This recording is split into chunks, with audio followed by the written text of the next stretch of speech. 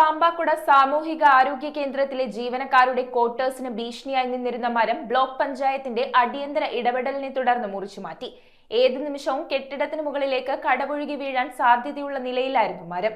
Pampakuda block panchayat president Nevin ജോർജിന്റെ നേതൃത്വത്തിലാണ് മുറിച്ചു മാറ്റാനുള്ള നടപടികൾ സ്വീകരിച്ചത്. പാമ്പാക്കുട സാമൂഹിക ആരോഗ്യ കേന്ദ്രത്തിലെ ജീവനക്കാരുടെ ക്വാർട്ടേഴ്സിന് ഭീഷണിയായി നിന്നിരുന്ന കൂറ്റൻ മരം ബ്ലോക്ക് പഞ്ചായത്തിന്റെ അടിയന്തര ഇടപെടലിനെ തുടർന്ന് മുറിച്ചുമാറ്റി. ഏതു നിമിഷവും കെട്ടിടത്തിന് മുകളിലേക്ക് കടപുഴകി വീഴാൻ സാധ്യതയുള്ള നിലയിലായിരുന്നു മരം നിന്നിരുന്നത്.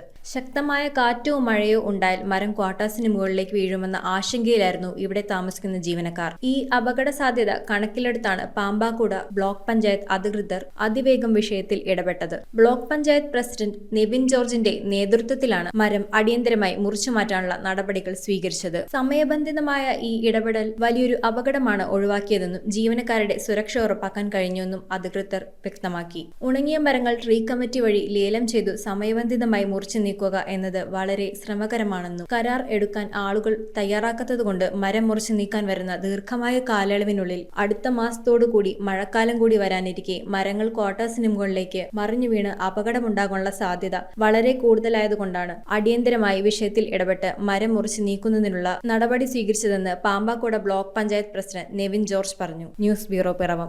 In every curious question, we see a scientist. In every step they take, we see a champion. We don't just care for children, we nurture who they are becoming. Sanford Preschool, where learning begins.